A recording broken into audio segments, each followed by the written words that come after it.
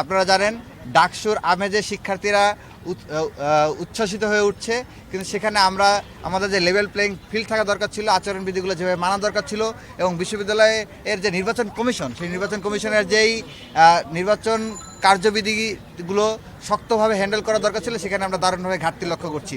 নির্বাচন কমিশনের বিধি হচ্ছে রাত 11টা পর্যন্ত প্রচার প্রচারণা চালানো যাবে এবং রাত 10টার পরে মাইক ব্যবহার করা যাবে না, এবং সকাল 10টা থেকে রাত 11টা পর্যন্ত প্রচারণা চালানো যাবে। কিন্তু আমরা দেখেছি, আমরা কারো নাম বলতে চাচ্ছি না স্পেসিফিকভাবে, কিন্তু কিছু কিছু ভিপি ক্যান্ডিডেট নির্দিষ্ট একটি দলের, তারা কিন্তু রাত 11টার পরেও 12টা 1টা পর্যন্ত ছাত্রদের বিভিন্ন হলে যে শিক্ষার্থীদেরকে ঘুম থেকে জাগিয়ে তুলে তাদেরকে ডিস্টার্ব করছে এবং আচরণবিধি লঙ্ঘন করছে। অথচ বিশ্ববিদ্যালয় প্রশাসনকে এই সকল অভিযোগ দেওয়া সত্ত্বেও বিশ্ববিদ্যালয় প্রশাসন কোনো পদক্ষেপ গ্রহণ করছে না। বিভিন্ন প্রার্থী তাদের প্রচার প্রচারণা করার জন্য বিভিন্ন ধরনের অনুষ্ঠান আয়োজন করে প্রচার প্রচারণা চালাচ্ছে, যেটি নির্বাচন কমিশনের যেই আচরণবিধি রয়েছে সেটার সাথে লঙ্ঘন। কিন্তু আমরা দেখতে পাচ্ছি বিশ্ববিদ্যালয় প্রশাসন শুধুমাত্র নির্বাচন কমিশন থেকে একটি শোকজ লেটার পাঠানোর মাধ্যমে তাদেরকে আপনার দায় মুক্তি দেওয়া হচ্ছে, কিন্তু আর কোনো পদক্ষেপ আমরা গ্রহণ করতে দেখছি না। আমরা দেখতে পাচ্ছি অঢেল টাকার ছড়াছড়ি, বিভিন্ন দল এবং ব্যক্তি অঢেল টাকা ছড়িয়ে শিক্ষার্থীদের মধ্যে টাকা ছড়িয়ে তাদেরকে খাইয়ে পরিয়ে, যেটি আচরণবিধির সম্পূর্ণ লঙ্ঘন, সেটি করে তারা তাদের প্রচার প্রচারণা চালাচ্ছে। বিশ্ববিদ্যালয় প্রশাসনকে অভিযোগ দেওয়া সত্ত্বেও তারা কোনো পদক্ষেপ গ্রহণ করছে না।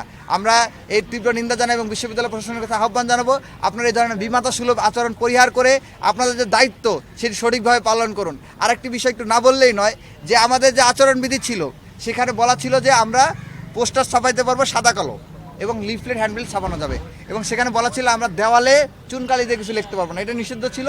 আর বলা ছিল যে আমরা পোস্টার ছাপাইতে পারবো, কিন্তু কাগজে ছাপাইতে পারবো কি, পিভিসিতে ছাপাইতে পারবো না, কাপড়ে ছাপাইতে পারবো, এগুলো নিয়ে কোনো বিধিনিষেধ ছিল না।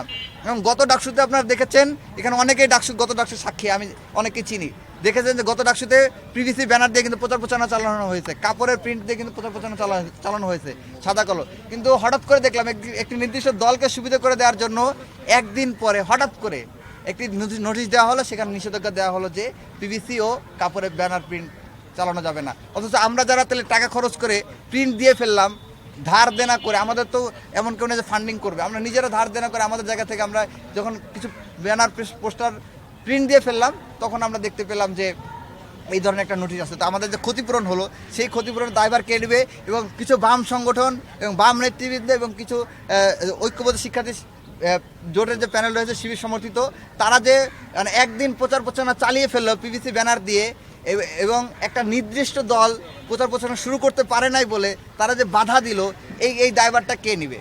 তো আমরা বিশ্ববিদ্যালয় প্রশাসনের কাছে এই প্রশ্নটা রাখতে চাই।